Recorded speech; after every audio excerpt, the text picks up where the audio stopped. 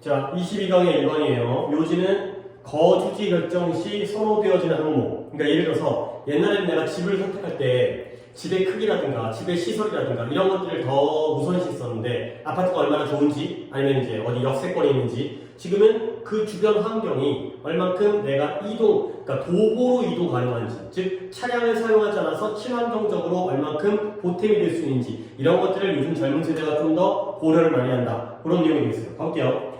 Shifting Demographic이라는 게 인구 통계예요. 그러니까 요즘에 뭐 우리나라 같은 경우에는 출산율이 떨어지다 보니까 뭐 이제 고령화되어지는 사회 있잖아. 그러니까 인구 통계가 달라진다는 거야. 인구의 숫자가 크거나 작아지거나 아니면 인구의 구성이 달라지거나 이런 것들이 변화하고 있고요. 그 다음에 가정의 구조도 변화하고 있어요. 옛날에는 엄마, 아빠, 할아버지, 할머니, 뭐 자식, 손자 해가지고 여러 대가족이었는데 이제는 1인 가정 이렇게 많이 생겼잖아. 그 다음에 삶의 형태에 대한 라이프스타일에 대한 선호 이런 것도 바뀌었겠지.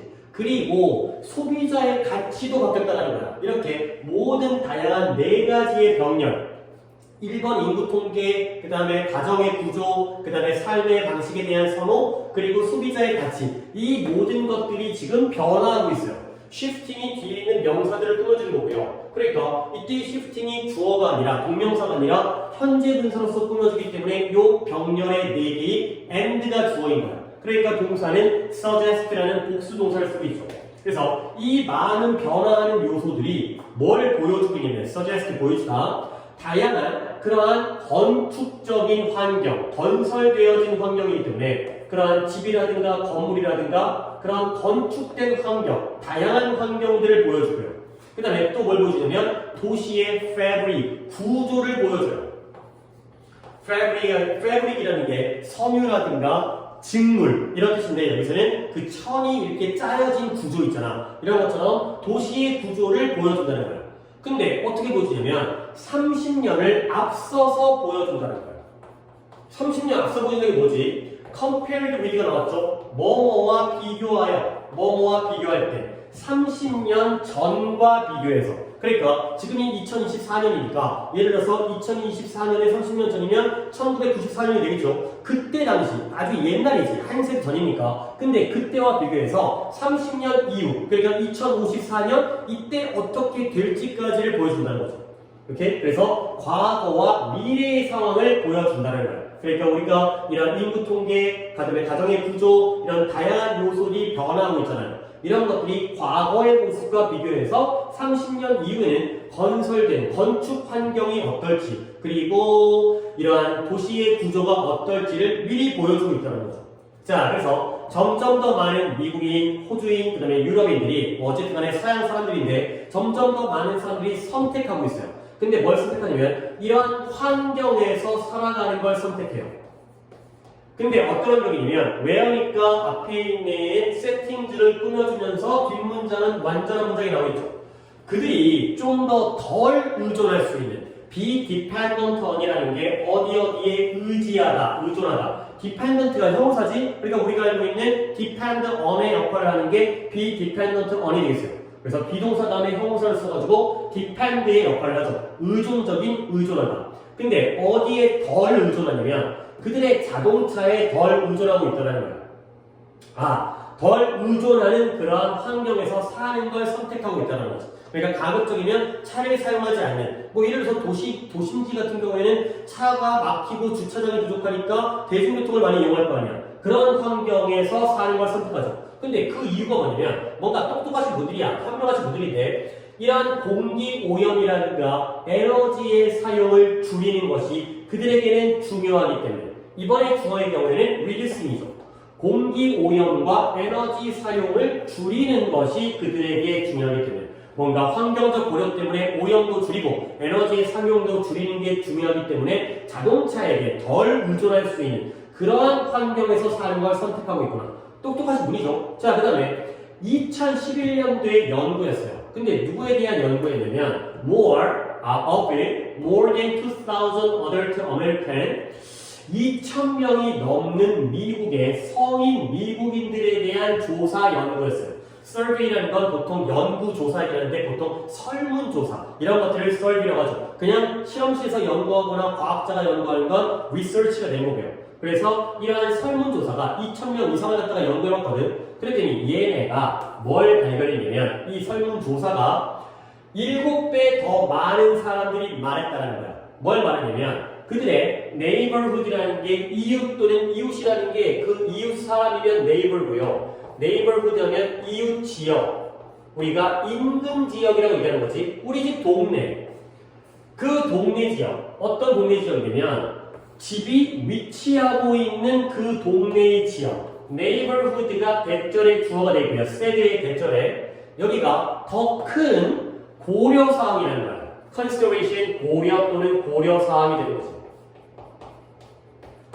그 동네가 어떤 동네인지가 고려사항인 거야. 근데 뭐 하는 데 있어서 결정해요. 뭘 결정해? 어디서 살지를 결정하는 데 있어서 더 큰 고려사항이다. 근데 뭐보다 than the size of the house. 그 집의 크기보다. 자, 이 문장이 좀 길었기 때문에 2011년도에 연구가 밝혀낸 거 2,000명 이상을 갖다가 설문조사했는데 그게 중요한 게 아니라 어떤 사실을 밝혀냈냐.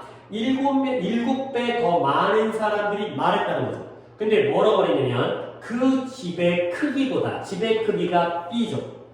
근데 그 크기보다 그 집이 위치하고 있는 그 인근 지역 어느 동네인지가 우리가 어디 살지 where to live를 결정하는 데 있어서 더 큰 고려사항이다. 이렇게 말하는 사람이 7배 더 많다는 거야. 그러니까 자 당신들은 집을 고려할 때 결정할 때 거주지를 결정할 때 어떤 항목들을 선호하십니까? 라고 했을 때 집의 크기라고 얘기하는 사람이 10명이었다면 그보다 7배 더 많은 70명에 해당되는 사람들이 우리는 이 집이 어느 위치에 어디에 위치하고 있는지의 그 지역을 더 중요시해요. 이렇게 얘기했다는 거죠.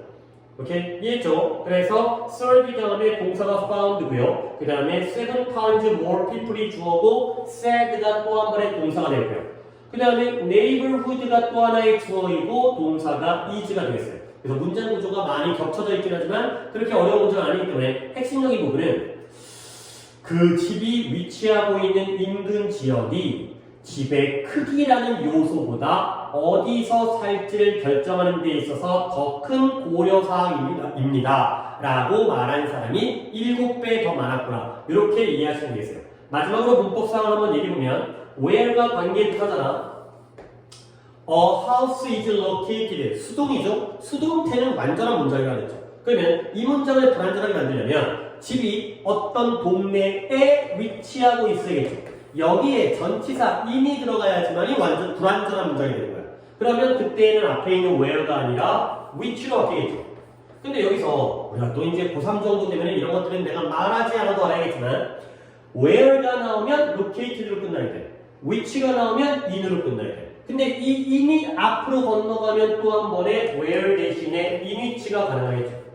이 정도는 헷갈리지 않게 머릿속에 정리하시면 되겠어요. 뒷문장이 완전하다면 is located로 끝난다면 where 또는 in which. 뒷문장이 in으로 끝난다면 which나 쓰진 않았지만 목관대 that이 되겠어요. 그런 문법 봐주시고요. 자, 그래서 walking to 아까 되겠지만 자동차에 의존하지 않는 걸 선택한다고 했죠. 그러려면 이 동네가 걸어서 차를 이용하지 않아도 될 정도, 이 정도의 그런 지역을 이제 그런 환경을 가지고 있어야 되잖아. 그래서 식당이나 어떤 상점이라든가 학교라든가 다른 어메너티 하면 편의시설, 뭐 공원이라든가 아니면은 주민센터라든가 아니면 도서관이라든가 우리가 필요한 편의시설, 이러한 편의시설, 이러한 다양한 장소에 우리가 걸어갈 수 있는 것, 이것이 was the most appealing neighborhood feature. 가장 appealing, 요즘에 자주 나오죠. 매력적인 뜻이죠.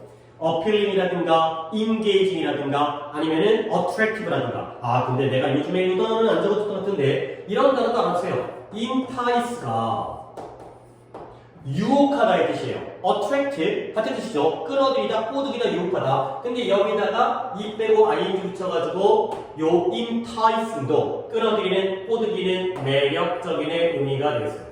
그래서 appealing 필기 좀 해볼까? engaging. 그 다음에 appealing은 적혀 있으니까 attractive. 이런 단어들이 다 형용사로 매력적인의 뜻이 되겠어요.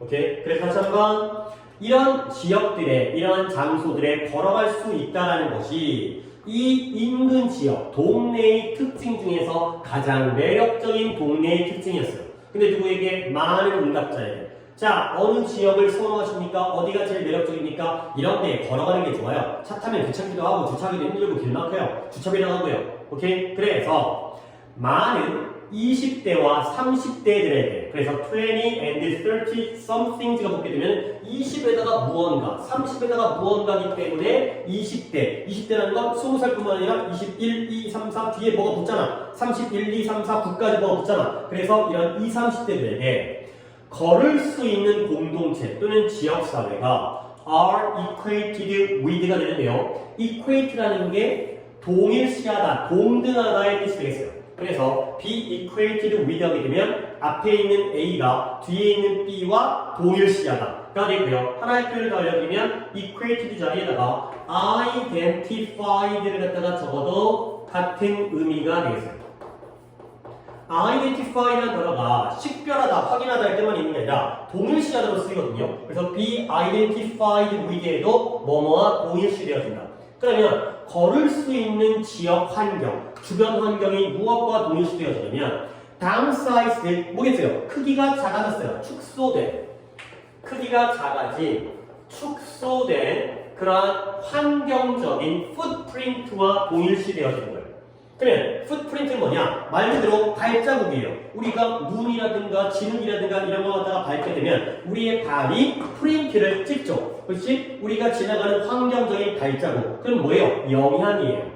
우리가 환경적으로 발자국을 남겼다는 게 자연의 영향을 남겼다는 거잖아. 근데 환경적인 영향이 축소됐다는 거죠.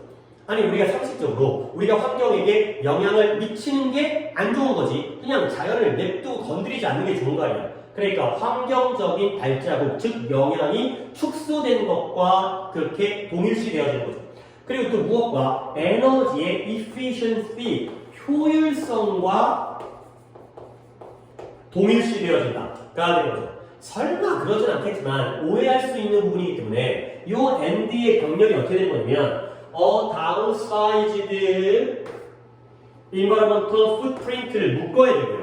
그 다음에 뒤에 있는 에너지 efficiency를 묶어야겠죠. 그러니까 환경적 영향은 축소된 게 좋은 거고 그 다음에 에너지가 효율적이라는 것까지 축소하면 안 되겠죠. 에너지 효율성은 크면 클수록 좋은 거기 때문에 결국 걸어다닐 수 있는 공동체라는 건 환경적인 영향이 줄어든다는 걸 의미하는 거예요. 동일시되어지니까. 그리고 에너지적으로 효율적이라는 것과 동일시되어지는 거예요. 그러니까 downsized가 뒤에 있는 efficiency를 꾸며줄 수는 없다는 거예요.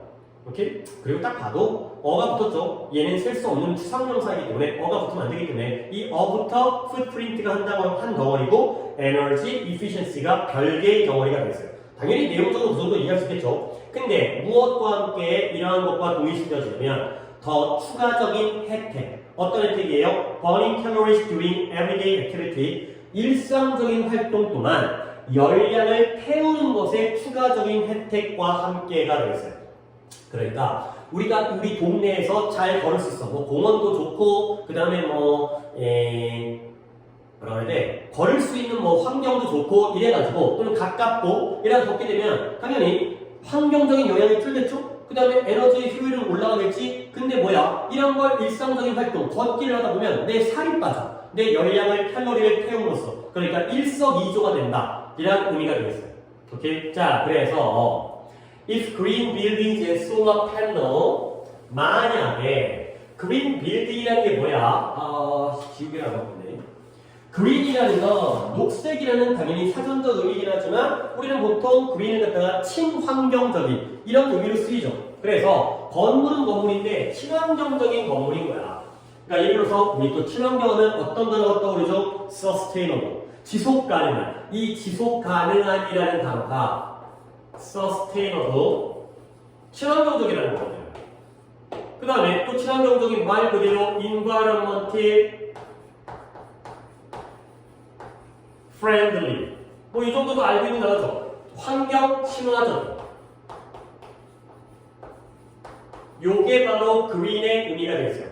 환경 친화적이고 지속 가능한 건물이 되고요. 그 다음에 솔러 패널이 뭐예요? 태양열 지별판. 우리 지붕에 있는 태양열 전지판. 이런 것들이 더트라는 게 점이라는 뜻인데요. 여기저기 점을 뿌린 거야. 여기저기 점을 찍은 거야. 근데 어디에 랜드스케이프, 주변 환경이라든가 아니면 루프탑, 건물의 지붕 위에 그렇다면 즉 친환경 건물이 여기저기에 점으로 찍혀져 있어. 그 다음에 태양열 지변판이 우리의 지붕 위에 점으로 찍혀 있어. 뭐요? 여기저기에 위치하고 존재한다라면 우리가 이런 것들을 활용하고 이용한다면 그러면 all the better, 더욱더 좋게 된다는 거예요.